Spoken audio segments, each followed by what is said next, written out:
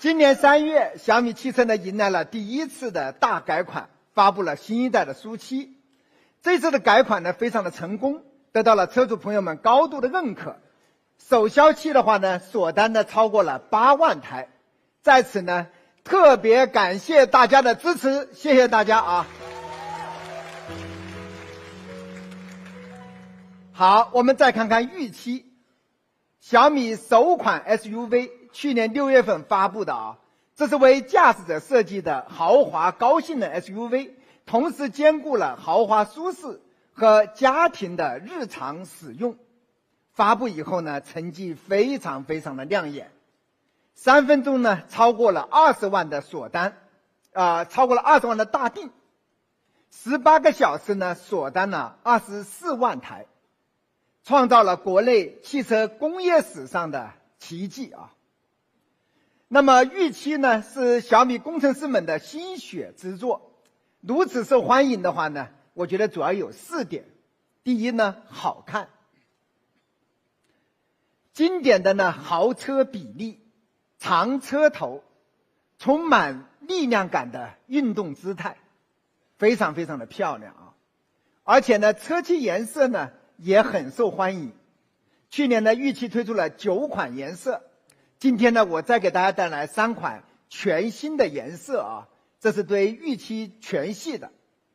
第一款呢，霞光紫，这是苏7上最受欢迎的颜色之一，现在呢，来到预期车上依然那么动人，那么好看啊。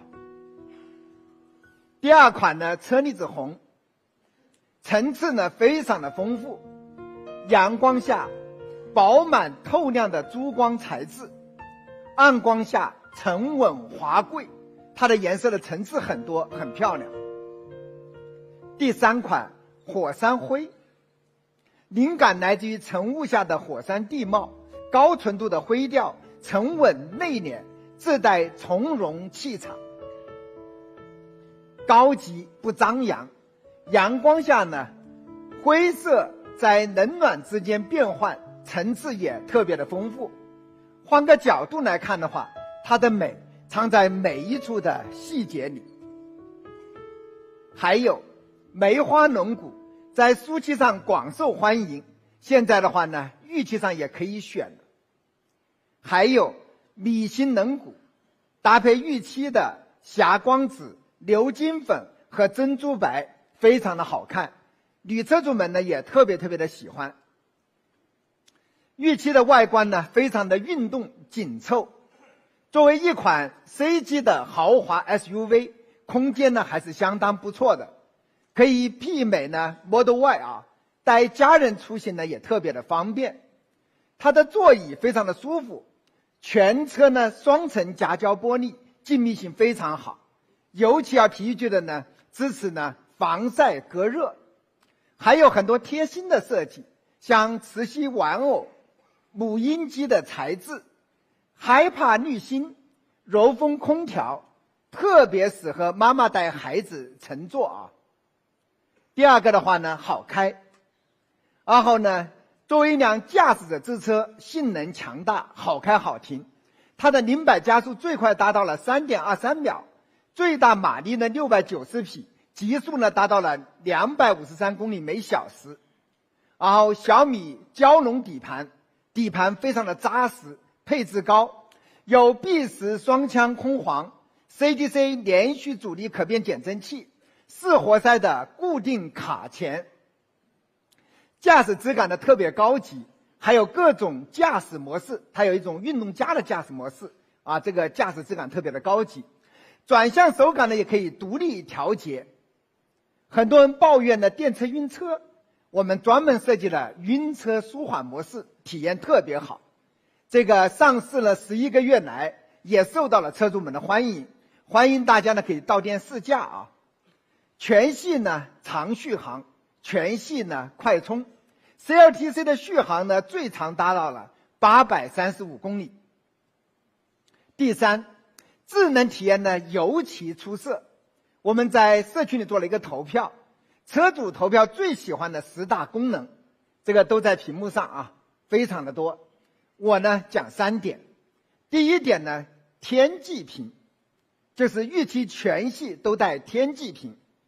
我在网上看到了车主拍的一段视频，在黄昏时刻，他把车开到了海边。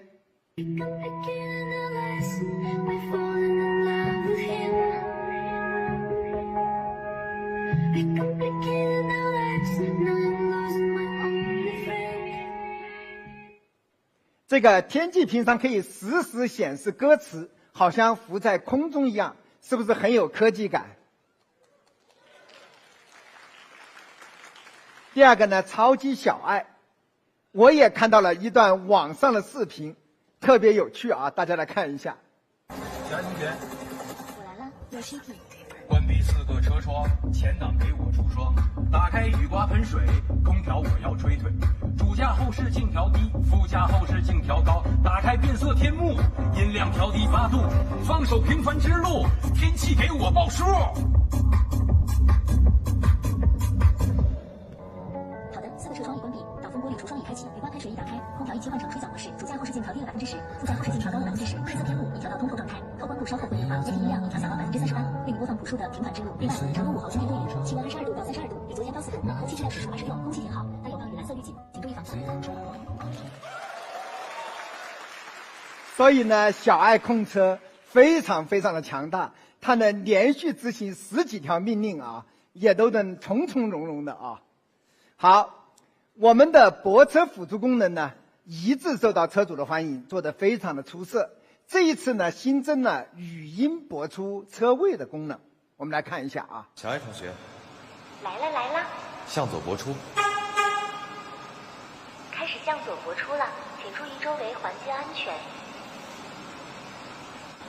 这样呢，我们在车外唤醒小爱，可以向左或向右呢，智能的拨出车位，在不方便上下车的时候呢，非常的好用。怎么样？这个功能？车开出来了。我们整个玉器系列呢都支持车外小爱，有4路的麦克风，也有2个扬声器。这样的话，你在车外就可以跟车进行有效的沟通，而且呢，这个也不用担心。它支持声纹识别啊，不是车主跟他打招呼他就不理啊。好，还有新上线的 AI 萌宠，车主们也特别喜欢。大家把自己的宠物复制到车里，还原度很高，收获了车主们的满满的爱意啊。我们来看一下。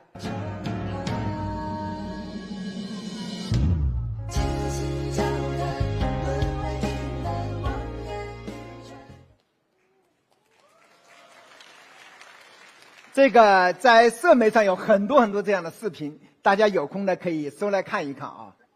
第4个的话呢是安全，小米汽车的设计理念就是安全是基础，安全是前提。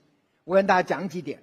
第一个呢，车身的强度很高，然后应用了2200兆帕的高强钢，就是在这个图上的这个紫色的部分都是2200兆帕的高强钢。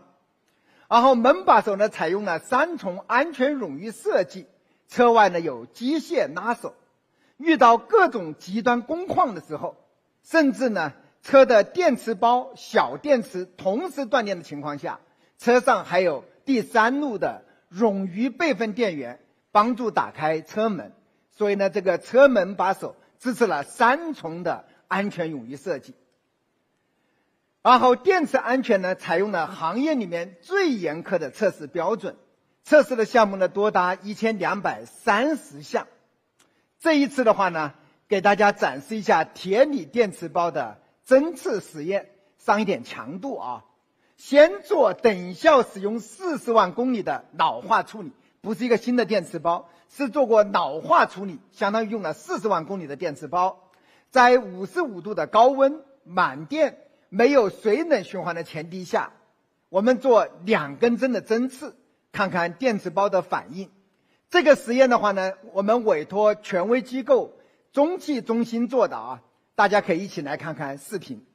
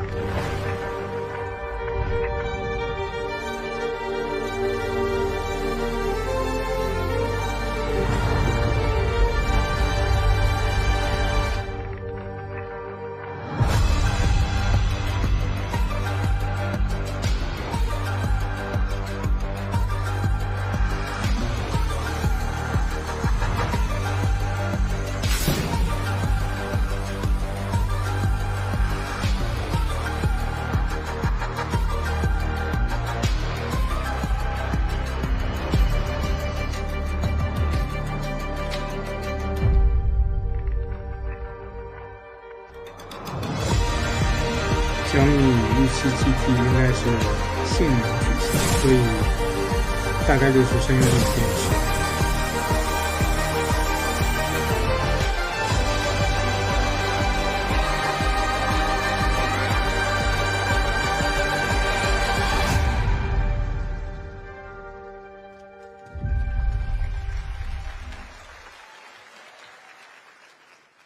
所以这个我们在电池的安全上下了很大的功夫啊。这是一个等效使用了40万公里的电池包，先插了2根钢针，过了一会儿再插了2根。我们能看到啊，我靠，这个整个电池包的表现还是非常不错的啊。所以的话呢，我们整个预期做了全方位的安全设计，我们对安全的一直非常的重视。让我自豪的是呢，我们预期的产品力和质量得到了车主朋友们的高度认可。JD Power 最新的车主调研报告，预期呢获得了同类车型里的新车质量第一、魅力指数第一啊，这都是做的车主的访谈。所以呢，这个报告呢，我还是挺高兴的啊，挺高兴的。好，聊到这里的话呢，5年前我们宣布造车的时候呢，有一句话呢直接刷屏了啊。好，特斯拉呢是全球纯电车的标杆。我知道这句话呢不是对特斯拉的不尊重，这是呢千万网友们对小米造车的巨大的期待。Model Y 呢是全球纯电车型的销售冠军，每年都有很多车型站出来要挑战 Model Y， 最后呢都铩羽而归啊。那么预期能击败 Model Y 吗？我们来看一看啊。上市呢差不多10个月的时间，预期超过 Model Y。截止4月底呢，我们的销量呢是23.2万辆啊，10个月从零开始卖了，交付售出了23.2万辆，这个成绩呢相当的惊艳。我们来看看 Model Y， 35.8万辆。所以呢，对比下呢，还是有不少的差距。我们拆开看看单月的成绩。过去10个月，令人欣喜的是，我们居然还赢了2个月啊！尤其是今年1月份，预期呢还成为了所有车型的销量冠军，不分价钱，不分能源形式，不分车型。尽显了预期的王者之气和巨大的潜力，是不是？首战 Model Y 呢，成绩呢8败2胜，1个月卖5万，这个成绩怎么样？如果产能跟得上的话，真的丢人吗？对，我觉得输给全球销冠不丢人，只要我们永不放弃，不断的改进，我们就一定会有赢的那一天，是吗？我们在内部呢这段时间做了大量的反思和总结，预期如此强的产品力，我们到底输在哪呢？有人说交付太慢，没错，这真的是我们当时的问题。当时的订单最长的要等15个月，但呢大家知道这一点，我们已经迅速的改进了。这一次新一代的输期的交付，大家满意吗？也有人说是不是比 Model Y 贵？这绝对不可能，大家可以仔细看一下啊。我们在定价的时候比 Model Y 确实低1万，所以我也很纳闷。我去调研的时候，有人就告诉我说 Model Y 有5年零息，相当于便宜了2万多，所以你们的贵。哎呀，我当时特别郁闷。我说我们预期的标准版的续航和配置比 Model Y 的入门版强很多，甚至还超过了长续航版。啊，我就不停地给人解释啊。但我听到了一位特斯拉车主告诉我说，市区通勤500-600公里其实就够了。那一刻我明白了，当用户不需要这么多的配置、这么高功能的时候，我们就显得有点贵了。看来呢，我们去年把标准版取消的决定呢是错的。对，我们用高成本的小米长续航版新春版本打他们的入门版呢，根本就打不过。今天呢，我们要把真正的标准版拿回来，再次挑战 Model Y。下面的话呢，我们正式发布预期的标准版。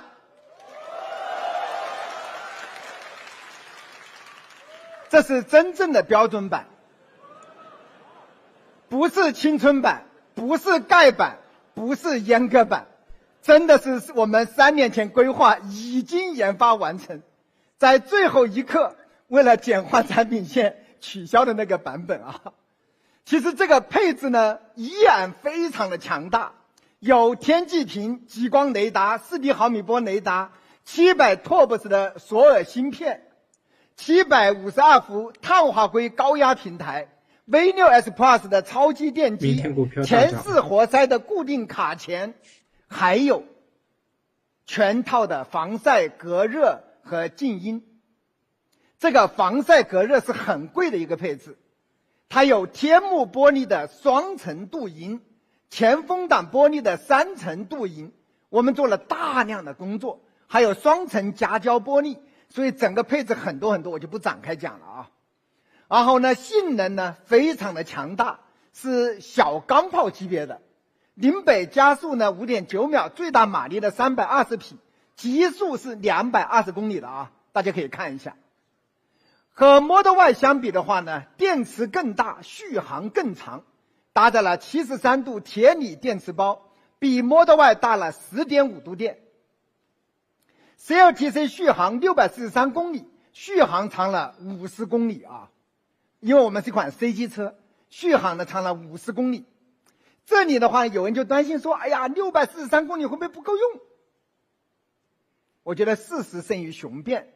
我们调研了一下，在 Model Y 用户里面，超过70%的人选了593公里的版本，这就说明这个续航里程日常通行足够用。如果不够用，再加点钱买长续航版，其实也不是多大的事儿。所以我们认为呢，643公里可能适合了大部分用户的日常需求。而且呢，充电非常快，752伏的碳化硅高压平台，15分钟就可以补能405公里。Model Y 呢补能250公里，所以我们的充电非常快。辅助驾驶的话呢，整个硬件满配，激光雷达加700 TOPS 的算力，为后续的软件升级留下了非常好的基础。我们的小米 HAD 也升级到了 XLA 的认知大模型，体验非常的不错，口碑呢也越来越好。这就是我们4个版本的配置图，原来的标准版改名叫长续航版，大家可以看一下，就是标准版、长续航版、Pro 版和 Max 版。Pro 呢是一个长续航4驱， Max 呢是个高性能4驱。那么我们长续航版呢定价在25.35万，这2个版本呢主要差异就是续航。和 Model Y 呢认真的比一下，预期的标准版配置呢确实要强很多。那么 Model Y 的定价呢26.35万，预期定多少呢？我看网上有人猜22万啊，我先说这真的是不可能，因为今天各种材料的涨价，尤其是内存，特别对于一个智能化的车来说，里面的内存也特别的多，成本压力很大啊。这个就是在这样的情况下，我们还是希望定一个能让大家满意的价钱，我们的价钱定在23.35万。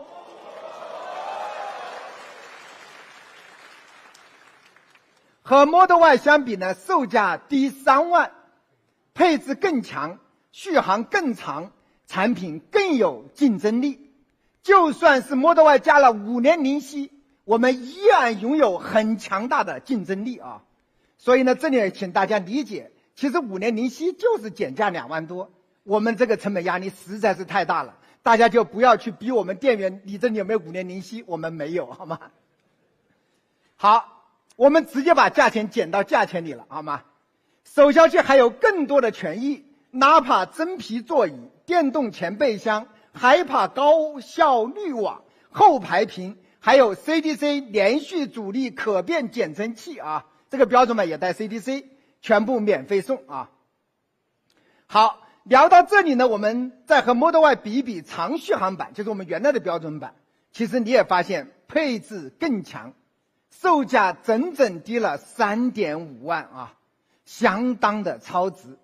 如果你有长途旅行的需求呢，我强烈推荐预期的长续航版啊。好，而且的话呢，我们的车漆非常的漂亮。标准版呢有5个车漆，新的车漆有车厘子红和火山灰。然后呢，长续航 Pro 和 Max 现在有7种颜色可选，还加了霞光紫，而且有2个新的轮毂可选。我们的车漆特别受欢迎，为了感谢大家的支持呢，这一次首销期加送3000元的车漆券，所以你选复购的颜色都可以抵扣3000元，可以吗？这个价钱？虽然我们没有做到22万多啊，但是我们再给3000元的车漆券啊，让大家可以买到漂亮的颜色。这样的话呢，开在车上，车开在路上的是，哎，特别的帅啊。好，这就是我们4个版本的配置和价钱，大家可以拍张图，然后仔细来看一看。我们的标准版定价呢23万3500，和长续航版比呢，续航呢少了192公里，定价呢低了2万。和 Model Y 相比的话呢，定价呢低了3万，另外还送呢3000元的车漆券，所以呢特别有吸引力啊。好，这就是我们今天发布的预期的标准版。接下来呢，发布今天的重磅新品预期 GT。GT 呢是意大利语的缩写啊，叫 Gran Turismo 啊，所以呢这个 GT 中文翻成什么呢？叫伟大旅程。就是汽车工业100多年来 GT 呢都代表着适合长途旅行的豪华的高性能车。我们的预期 GT 就是这么一辆纯血的 GT， 它有跑车机的性能，有跑车机一样的外观，适合在赛道上驰骋，而且呢豪华舒适，续航好，也适合带家人长途旅行。所以整个预期 GT 呢是一款纯血的 GT。 我们来看一看视频。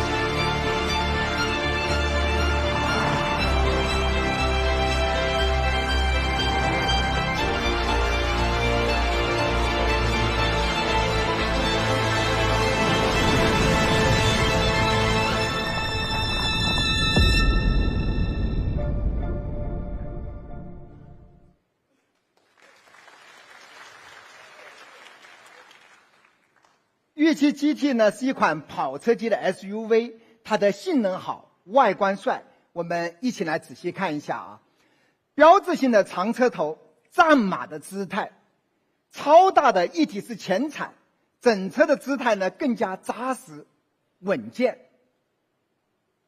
跑车机的宽体设计，295的后宽胎，尾部的主动扩散器，超跑上才有的配置，可以更好的平衡风阻和下压力。家族化的设计语言，十字大灯和光环尾灯，还有 24K 金的碳纤维车标，碳纤维后视镜等等。然后曜石黑，这是 GT 专属的车漆。这款车漆呢，不像普通的黑色车漆那么冷硬单调，而是带着温润的内点，像一块被岁月打磨过的黑曜石，所以我们叫曜石黑。阳光下呢，光线在漆面游走，像深夜湖面倒映的星光。当光线隐去的时候，又回归到深邃。黑曜石的美呢，不在于张扬，在于克制。它有让人忍不住多看几眼的高级感，代表着极致的性能美学，让喜欢的人一眼着迷。所以很多人都会选这种全黑的外饰啊。车厘子红呢，在GT上更帅，它浓郁饱满，温润透亮，层次分明，阳光下折射出饱满透亮的珠光材质。然后细微的金属颗粒在光线的照耀下会随角度变化产生金属闪点，然后暗光下呢沉稳华贵，非常的高级，不同的光线下都非常的漂亮。车厘子红呢是真的帅，其实图片和视频都很难表达，强烈建议呢大家到店里呢去看一看，绝对呢惊艳啊。火山灰呢低调高级，经典耐看。珍珠白呢很有气质，经典百搭。钛金属色呢也是玉器上最受欢迎的颜色，所以呢 GT 呢一共有5款颜色可选。还有呢预装21寸那个大轮毂啊，也有21寸双5伏的双层轮毂可选。这是一个锻造工艺，通过20多把不同的刀头洗削，车洗加工耗时呢11个小时，再进行了精细的打磨，它的性能更强，重量更轻。这是一个双层5伏的锻造轮毂啊。对于一辆跑车级的 SUV 来说，动力和底盘是核心。搭载新一代的超级电机 V8S Evo。Evo 这个后缀啊，在汽车行业意味着强化迭代，就是在极其强大的 V8S 的基础上，它的功率、性能、技术大升级。我们仔细看一下啊，最高转速呢提高到28000转，功率更大，效率更高。这是全球综合性能最强大的驱动电机之一，也是预期基地强大性能的源泉。然后这里面呢，我们自研了碳化硅功率模块，有效的电流呢提高到800安，功率呢提升了 5.9%。同时我们还打造了行业超薄的 0.15毫米的钻子硅钢片，比 V8S 的厚度呢降低了 57% 啊，进一步提高了能效。我们的整个电机的效率达到了 98.38%， 在这个水平每提高 0.01 都挺难的。CLTC 续航呢比上一代提升了 0.5%， 相当于 6.4 公里。所以我们在这么强大的电驱还要降低它的能耗，然后一方面要提高动力，一方面要降低能耗，这是个非常难的事情。整个机体呢搭载的是小米超级电机双电机系统，前电机呢 V6S Plus 前驱版，后电机呢 V8S Evo， 马力呢最高达到了1000匹。所以呢这个预期基地呢是有1000匹马力的，最高时速呢达到了300公里每小时，0-100加速了 2.92 秒，这都是顶级跑车的性能啊！拥有如此出色的性能，我还要介绍它的刹车性能同样强大，让车手有足够的掌控感。我们来看几个指标，100公里的制动距离是 32.9 米，就是你在100公里每小时的时候踩到0是 32.9 米，180公里每小时踩到0连续实施制动无衰减，180到0比100到0它的制动能量是3倍啊！然后300公里到0能够连续2次极限制动，所以呢，它拥有的这个制动系统呢，是 Ultra 同款的赛道级的制动系统，这是在赛道上反复锤炼打磨的顶级制动系统。因为作为一辆跑车级的 SUV， 它性能强大，它的制动同样强大。然后有阿基波诺的6活塞前6后4的自动卡钳，还有标配了碳陶瓷制动盘，同级最大的碳陶盘，工作温度高达1300度啊！很多性能车选配就要8万多，所以呢，它跟 Ultra 一样，直接上了这个碳陶盘。而且 GT 呢是小米蛟龙底盘的大师版100万豪车的配置，底盘呢是一辆车的灵魂，你踩下去的每一脚的油门，每一脚的刹车，转动每一次方向盘，所有的感受都是底盘给的。我们一起看看这个底盘有多厉害啊！首先是双阀 CDC， 这个可以单独的控制压缩和回弹2个方向的阻尼，可以更好的兼顾运动和舒适性。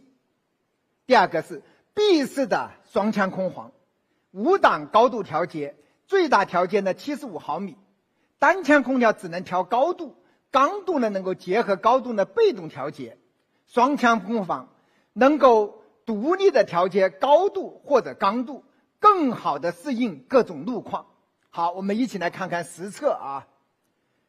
这个过减速带的测试，在长短不一、高低不平的减速带上，能够快速稳定车身，质感呢非常非常的高级。很多媒体喜欢挑战灰坡，我们也测试了一下65公里每小时飞坡啊 ，GT 那个牢牢的吸住地面啊，表现也是不错的啊。还有 ELSD 的电子限滑差速器，它能实时监控后轴的每个轮子的转速，发现某个轮子打滑或者正在高速过弯的时候，就可以把动力锁在打滑的轮子上，或者分配给需要动力的外侧车轮上。这是赛道上发明的技术，后来呢逐步下放到了民用车上。我们一起来看看实测啊。在这种对开的低辅路面爬坡，就是一边有辅助力，一边完全没有辅助力。好，遇到单侧车轮打滑，分配动力给有辅助力的车轮，提升了驾驶的稳定性。大家看了这种路面没有？一边有，一边没有。其实我们平时开车的时候，就是一边有水，一边没水，就这种状态。好，还有一种工况叫交叉轴工况，它模拟的是越野脱困。有个车轮就悬空了，甚至2个车轮全空。ELSD 本身就有差速锁的作用啊，能够顺利的通过障碍，可以吧？好，我们邀请了很多媒体老师试驾，他们对 GT 的评价呢非常之高。我念一下，叫底盘扎实，质感高级，弯道又快又稳。还有人呢说得很直接，说这个驾驶体验能够媲美德国豪华性能车，有德味调教那个味道。这是一个很高很高的评价啊！这样的驾驶体验仅靠堆料是肯定不行的。我们是怎么做到的呢？ GT 呢确实是我们欧洲研发中心一帮外国专家一起调教的啊。这个4月份呢我介绍过，我今天再简单的介绍2位。第一位呢是 Rudy 啊，20多年汽车调教经验，曾经担任宝马 M 部门的技术总监。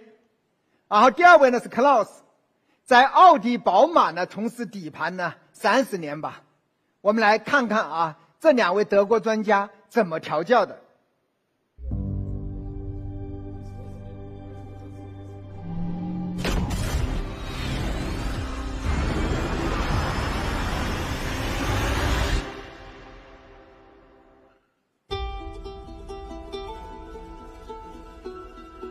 I think driving a car is a very emotional experience.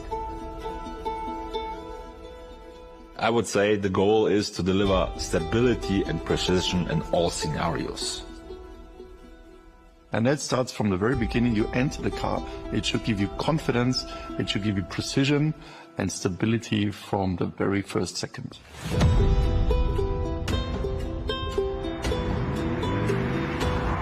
As we have no speed limit on the Autobahn, so the most important thing is that the car has a stable character or stability.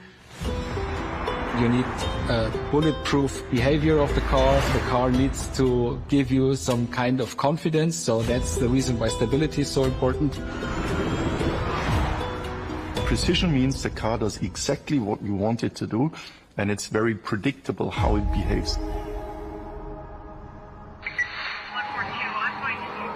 The Nürburgring amplifies every problem. This is a very demanding track, so it's not just simply a corner, but maybe you have this banking of a corner. If the car is stable at high speed, but not all too precise at the limit, you immediately feel it. So it's like an instrument. It needs to be very precise. The very best performing SUV on the market right now. Almost good enough is never where we stop. Pushing to the physical limits. Giving this direct connection between the driver and the car. It should be fun, so everyone should look forward to drive the car. It should be really a joy.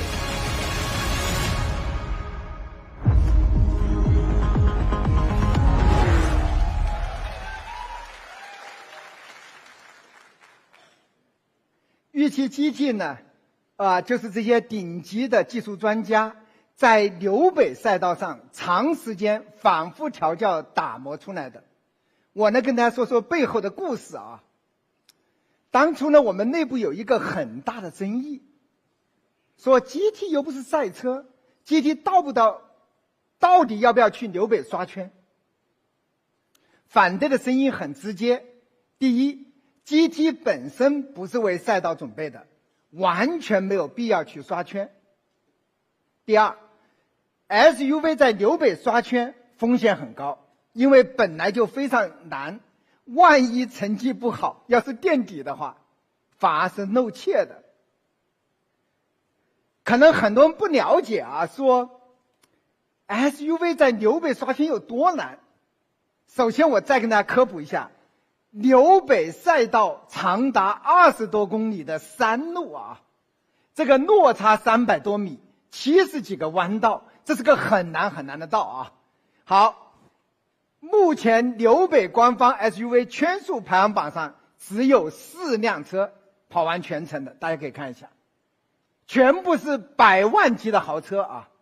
SUV 今天在榜上只有4辆车，第一名奥迪 RS Q8 Performance 7分36秒，146万的。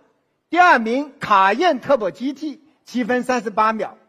第三名是奥迪 RS Q8， 然后第四名是 AMG 的 GLC 63S 7分54。我记得当时大家跟我讨论说，我们能跑到8分以内就已经很不错了，但是垫底，老板你能不能接受？其实看到这个结果，我相信每一个汽车工程师内心都是很绝望的，因为 SUV 真的跑纽北很不容易，纯电就更难了，重心高，重量更大，咋办呢？正是因为难，所以纽北赛道就成为了顶尖车企验证弯道性能和极限稳定性的最佳实验场。我们内部经过反复讨论后决定呢，把圈速成绩放一边。我们能不能把纽北当实验场，用刷圈的方式拉动调教，同时下狠心的去提升弯道能力，打破电动车弯道不行的刻板印象。所以本质上呢，我就让大家呢把成绩放一边，先把事情干好。我记得我几年前经常引用，是吧？这个你只管努力，其他交给天意啊。我说我们如果很在乎成绩的话，往往呢做出来的东西就很容易变形。所以我希望大家呢全身心的把车做好，这个成绩不成绩我们先放一边。就这样，我们在纽北赛道上呢打磨了8、9个月啊。我记得是去年6、7月把样车寄到德国的啊，运到德国的，打磨了8、9个月，一份耕耘一份收获。最后呢 GT 所展现的实力远超了我们的想象。真的，你全心意的去投入的时候，结果往往会超你预期。前天的话呢，我们公布了我们小米的首期测试车手阿灿啊，驾驶玉器 GT 在纽北赛道上创造了 SUV 圈速的新纪录啊，7分34秒934，这是中国车手驾驶一辆中国车第一次在纽北赛道上留下了自己的名字啊。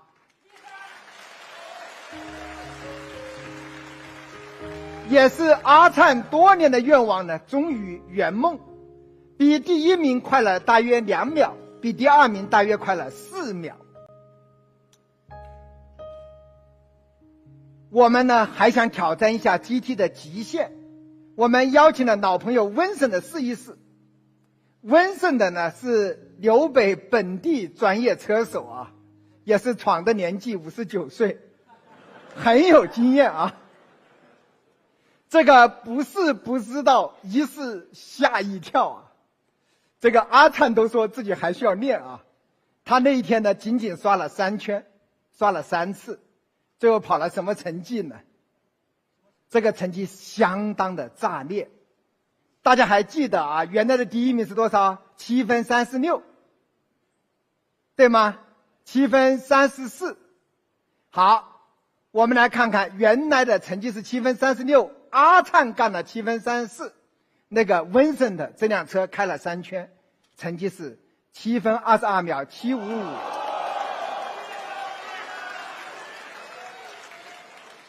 这个成绩有多恐怖？比第一名整整提升了14秒。专业车手都知道，每提升1秒都是极为艰难的。大家可以仔细看一下。比 Q8 快了14秒，比卡宴Turbo GT 快了16秒，这绝对是碾压机的成绩啊！我们一起来看看 Vincent 的视频。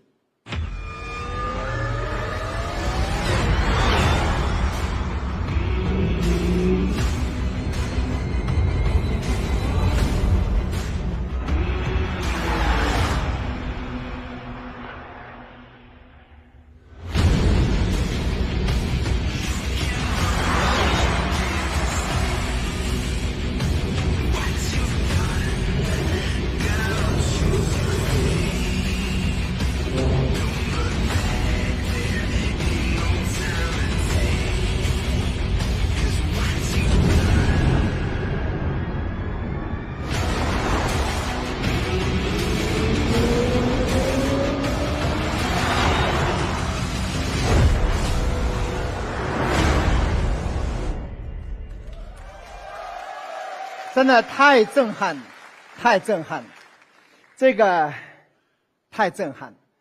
玉器 GT 呢再次刷新了纪录，成为了纽北史上最速的 SUV。这里说明一下啊，这款车的话呢，是在量产车的基础上加装了赛道专用套装，就是包括前265后325的半热熔胎的轮胎和加宽的后轮眉。所以呢，大家呢如果跑赛道的话，一定要注意安全，做赛道的改装啊。同时呢，我们按纽北官方的要求进行了安装安全的改装，装了防滚架、赛用桶型座椅、6点式安全带，并且呢拆掉了部分的内饰，用来平衡因为增加防滚架带来的重量的增加，然后并通过了纽北官方认证的量产车。所以大家听懂了吗？就是你装了一些东西，你还要保持重量跟原来一样，所以又拆掉了一部分的内饰。好， GT 的话直线非常快，这一次的弯道表现怎么样呢？纽北赛道有70多个弯道啊，知名弯道有50处，我们一起看一下。最有名的弯道勇气弯，因为我开过几趟纽北啊，虽然速度不怎么快啊，但这个勇气湾呢是高速下坡，叠加路面的起伏，视野又被山体完全遮挡，反正对你的内心是一个巨大的考验啊！你就感觉特别的危险啊！不仅考验技巧，更挑战勇气。所以呢，大家往往把这个弯的速度呢叫勇气值。卡宴的勇气值呢170，预期 GT 的勇气值呢是173。这个成绩比很多超跑都快啊！就是好。第二个呢叫飞机场湾，这是纽北难度最大的飞坡，我们比卡宴呢快那么一点点啊。湖里洞这是个大下坡，卡宴的弯心速度232， GT 的预期的弯心速度236啊。还有旋转木马湾，它的路面呢非常粗糙坎坷不平，还是典型的发卡弯啊。卡宴的弯心速度呢77，预期 GT 的弯心速度达到了79。我们完整的比了一下50处弯道50次的比拼，预期 GT 对保时捷卡宴的Turbo GT 32胜17负1平。预期 GT 呢成为了新一代的纽北 SUV 的弯道之王。我相信经过纽北赛道如此苛刻的考验，预期 GT 在任何一条路上绝对不会让你失望，都能够从容驾驭。所以我们谈到预期 GT 是一款满血 GT， 它不仅仅适合赛道驰骋，也适合带家人带朋友长途旅行。然后705公里的 CLTC 的续航，这对一款1000匹马力的 GT 车来说非常的罕见啊。我列了几个1000匹马力的 GT 车啊，高性能车比一下。Model S Plaid 呢100度电，续航呢是664公里，卡宴呢113度电，续航呢是673啊，就能看出来我们的能耗比他们低了10到15。然后呢，我们内置一款101.7度电的3元锂的电池包，897伏的高压平台，5.2C 的充电倍率，充电非常的快啊。能做到这样的续航，首先是 V8S Evo 的出色的电机技术，同时呢，我们优化了每一个环节的能耗。目前电池到车轮的能量传递效率已经高达94%。而且我们还新增了智能的脱开机构，在经济模式下能智能脱开前电机，相当于从4驱变后驱，能耗也能大幅的降低，续航增加多达20公里。我觉得大家听得懂吧？因为有时候4驱的能耗很高，如果你长途旅行是吧，你就可以采用经济模式，这样的话呢，它变成后驱车的时候，它的续航还会进一步增加。所以不仅续航很长，内饰呢也豪华舒适。来，我们一起看一下，坐到车里，环抱式的座舱，天际屏，碳纤维的方向盘，还有门板上的行缝细节非常的精致，专属的 GT 名牌。整个座舱的话呢，5屏联动，科技感拉满。非常非常的漂亮啊！而且座舱还有专属的 GT 主题，大家来看一下。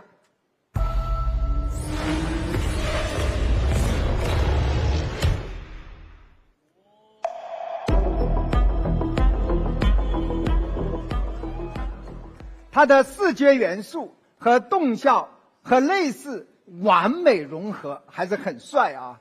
还有 GT 的运动声浪，支持40瓦的外放，大家一起听一下。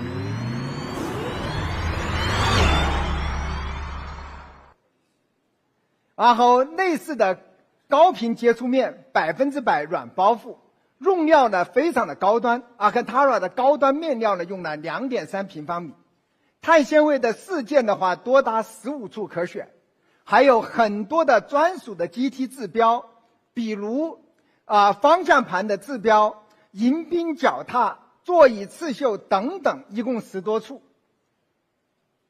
同时呢，为了长途旅行呢，还有豪华舒适座椅，日常出行呢更舒服啊。主驾零重力，副驾零重力，纳帕材质，座椅行缝，还支持一键躺倒，还有2种颜色可选，是吧？如果你选了曜石黑的外饰呢，还可以选个夜宴黑的内饰啊，就很帅啊。还有鸢尾紫的内饰，也有豪华运动座椅可选。如果你想赛道驾驶、激烈驾驶的时候，它的包裹性、支撑性比较好，配置呢非常全，很舒服。但确实会比舒适座椅要硬一些啊，这个大家一定要理解啊，因为激烈驾驶的时候，我们还要照顾到路感和运动性。然后呢，主驾座椅呢18项电动调节，腰托、腿托、座椅长度、侧翼，甚至坐垫、侧翼都支持电动调节。还有主动侧翼支撑，在激烈过弯的时候能主动收紧，给你最强大的过弯支持。它的包裹感和安全感更强。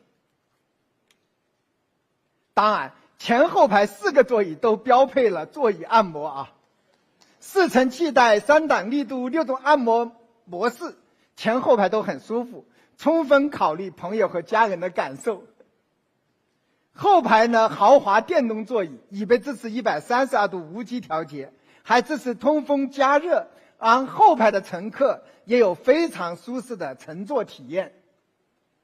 乘坐空间的足够，一家人出行的话非常的舒服，储物空间也很大，超静谧的座舱，全车超过30多处隔音材料大升级，防晒隔热呢非常的出色，标配了智能调光的天幕，还有25处扬声器豪华音响，HiPa高效滤网，柔风空调。智能体验呢也特别出色，满配辅助驾驶，搭载最新版的 HAD， 智能座舱呢非常的流畅，超级小爱呢聪明好用，还有全方位的安全设计。在这里呢也提醒大家，敬畏速度，安全驾驶，坚决反对在市政公路上危险驾驶。如果大家有人喜欢飙车，我们大家赛道见，欢迎大家参加小米的各种各样的赛道活动，好吗？这就是我们今天发布的预期 GT， 日常通勤豪华舒适，好开好停，自如穿梭在城市街巷。此程赛道，尽情享受驾驶的乐趣，长途旅行从容奔赴远方。我们的代言人舒淇也体验了我们全新的 GT， 听听他怎么说。好，我们待会呢放一段视频，视频结束以后，我们用热烈的掌声欢迎预期 GT 登场，好吗？我是舒淇，这是我和小米预期的旅程。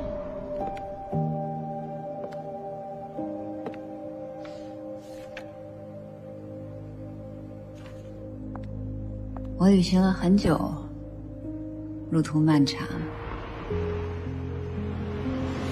天刚刚亮，我就乘车远行。小爱同学，我在去的最接近内心的地方。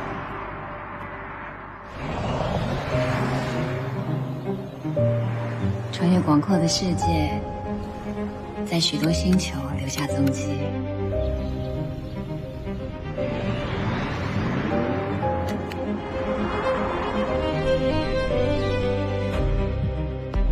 离你最近的地方，路途最远。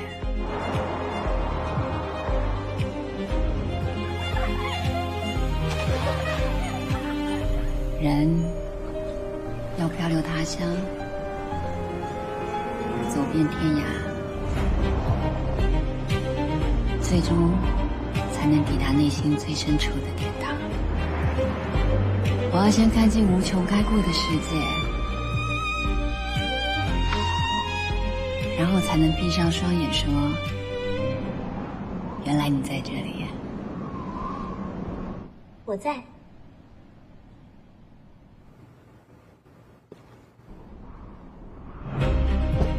有一种旅行会让人希望路再长一点，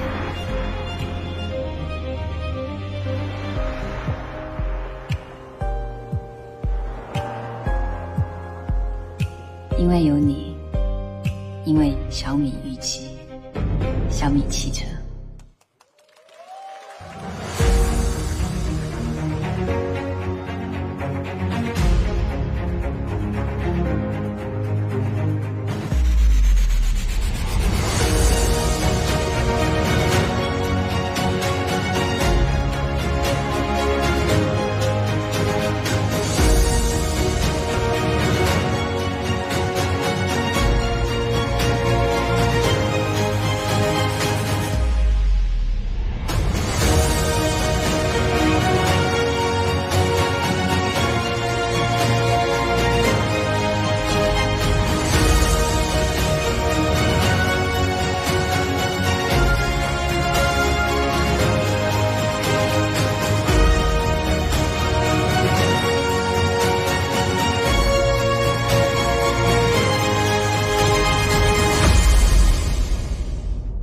帅吗？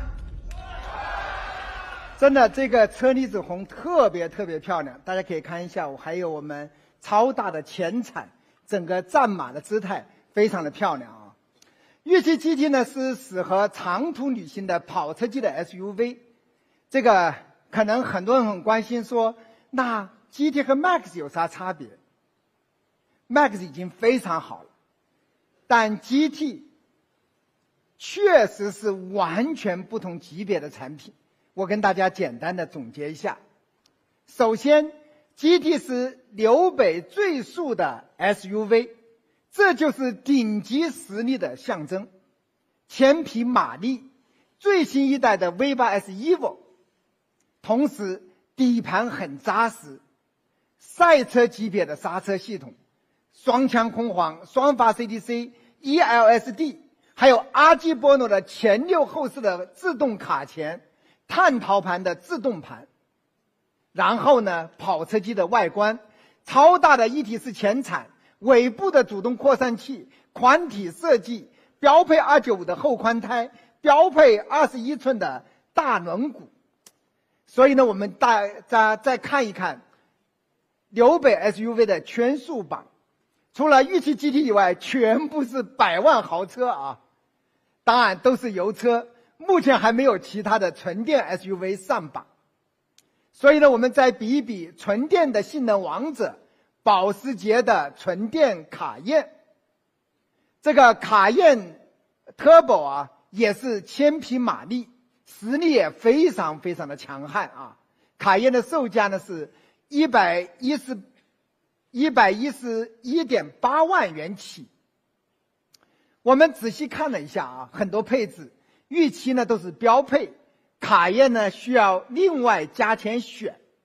比如说预期标配的碳陶盘，卡宴需要加8万多；预期标配的智能调光天幕，卡宴选装需要加3万多，我就不念了啊。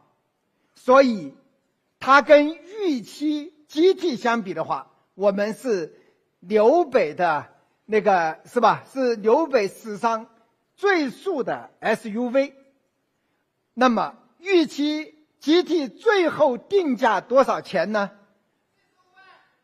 好，我们的 Max 定价32万9900，我们的 Ultra 定价52万9900，这一次呢，我们的预期的定价呢38万9900。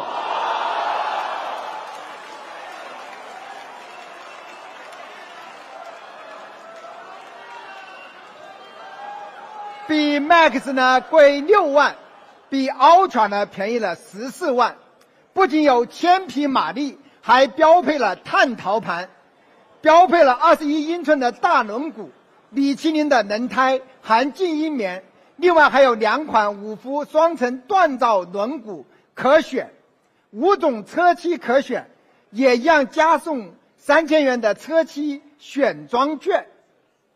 还有非常多的首发权益，送主驾零重力座椅，副驾零重力座椅，送碳纤维的后视镜，碳纤维的迎宾踏板，24K 的金标，24K 金碳纤维的车标，纳帕真皮，电动前备箱，车载冰箱，HiPa 的高效滤芯。还有一个大家注意，再加送1万元的轮毂选装件。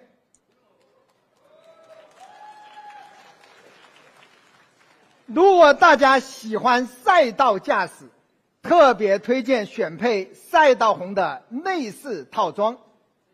这个内饰套装的东西很多，我们的首销期也有特别优惠的价钱，有阿坎塔拉的运动座椅、座椅航红、座椅按摩、18项的主动调节、主驾、主侧、主动侧翼支撑，还有红色安全带，另外再加一个仪表台的碳纤维饰板，总价18000，限时优惠价就是首销期1万元，可以吗？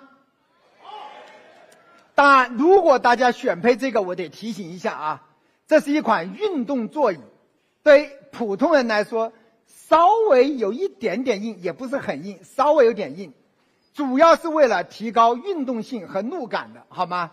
它跟我们的这种零重力座椅的舒服度是两回事啊。所以如果你选这一个，就意味着你放弃了我们在首销期送的零重力座椅的权益，好吗？所以大家要认真的想一想，这个很帅，那个很舒服啊。好，第二个的话，我们还提供了 GT 的运动套装，包括碳纤维的方向盘、碳纤维的后扰流板、碳纤维的压尾、碳纤维的前大灯饰板、碳纤维的风道口，还有熏黑的车标，一共7件碳纤维件，再加熏黑的车标，总价呢34000元，首销期限时优惠价14000，可以吧？我真的想跟大家说，大家可以深入的了解一下碳纤维，其实加工比大家想象的复杂很多，成本贵很多。将来有机会我可以拆开给大家仔细讲一讲它到底贵在什么地方。好，可能讲到这里，有人说 GT 定价389900，我能不能够买个顶配，能选的全部选满？我们在 Ultra 你全部选完的时候可能要10几万啊，所以 GT 大满配能选的全部选满。当我收到这个需求，我试了一下啊，我推荐大家呢，车厘子红的外饰配赛道红的内饰全部选齐，所有的碳纤维选装件、阿坎塔拉运动座椅、锻造轮毂等等，大概多少钱呢？车价389900，选配大概8、9万。但是如果叠加首销期的各种各样的优惠，最后的价钱429900，就全部满配了，好吗？是不是很有诚意？还有 GT 的专属钥匙黑，全部满配也是429900，帅吗？真的，我这2天也在犹豫是买车厘子红还是钥匙黑啊？都买，我已经买了好几辆小米汽车了。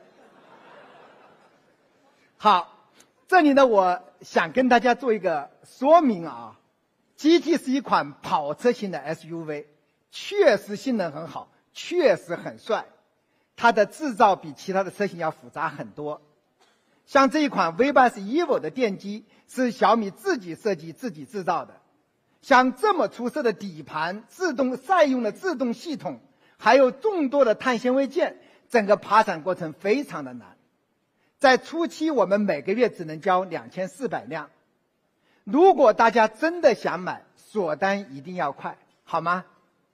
锁单后呢，3天时间内还可以修改颜色和配置，只要你确定了你买，可以先锁单，好不好？如果锁单的排队时间略长的话，也请大家稍微耐心点等待，因为做豪华的这种 SUV， 包括跑车，做到这么大的量，全球其实都比较少见的，好吗？好，玉器 GT 呢也支持定制服务，有更多的选配，欢迎大家到小米汽车 APP 了解详情。玉器 GT 的家族，玉器的家族已经逐步的完善，就包括了这5个型号，好吗？这是全系的权益，大家可以仔细看一看，尤其是每一个型号都送3000元的车漆选装券，我再次推荐啊，这个车厘子红真的非常非常惊艳。这就是我们今天发布的预期 GT， 适合长途旅行的跑车级的 SUV， 也是纽北最速的 SUV。还有预期的标准版，配置也很强 ，CLTC 的续航643公里，日常通勤足够用。我相信呢，这个交付速度也很快，大约呢2-3个月。如果大家想要呢，也请锁单的时候稍微快一点啊。好，我介绍一下购买流程。这个今晚9点开售，标准版的定金5000元，GT 版的定金2万元。3天内未锁单可以退，按锁单顺序排产。大家听懂了吗？就是你大定以后3天内可退，这个按锁单顺序排产。假如你现在下决心要买了，锁单了，在24号之前可修改已锁单版本的配置，交付周期不变。就是很多人锁完单以后又到店里看一看，不喜欢了，想换很麻烦。我们现在没关系，周末欢迎大家到店去看一看，去试驾，挑一个自己喜欢的配置和颜色。然后呢，我们也准备了一些准现车，锁单后1到6周内交付，要付2万的定金，支付即锁单，没有犹豫期。大概我们前面主要交的是准现车。为了提高交付速度呢，预期还有少量现车。在本月底之前锁单的话，有6.6万购车权益，还有3年零息和5年低息的金融政策啊，也体谅一下我们3年零息也可以了啊。最快的地方呢，2小时就可以提车，好吗？好，感谢老车主的支持，老车主真换购送2万积分。老车主邀请好友锁单送8000积分，如果你不认识老车主，也可以选我的推荐码，好吗？我也送你们8000积分。好，更多的周边产品我们也再介绍一下，小米的生态是很不错的。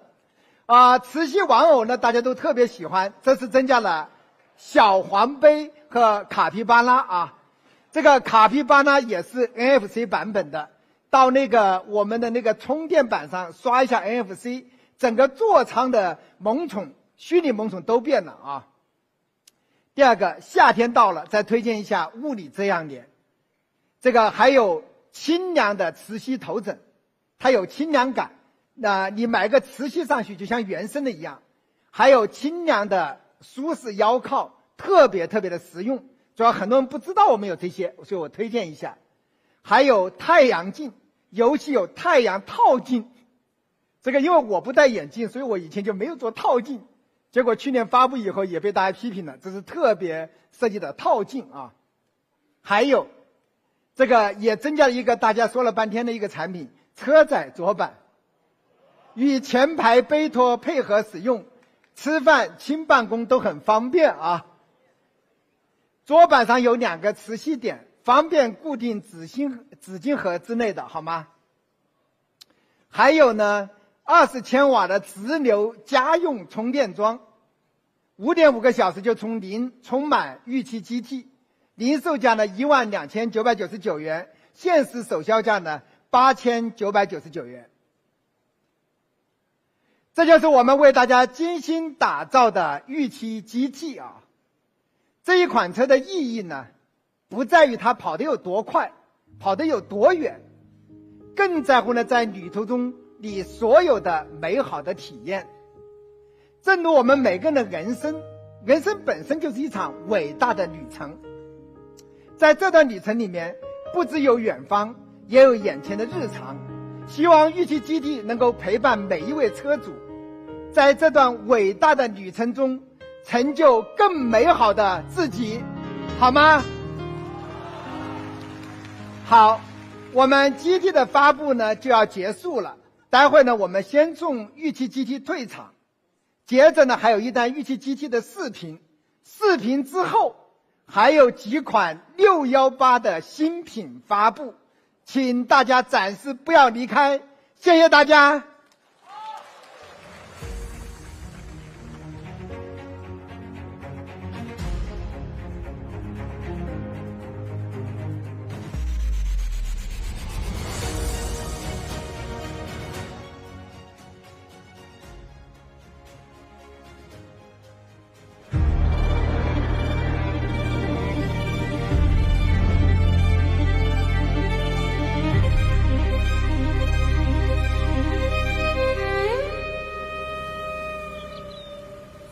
about the side.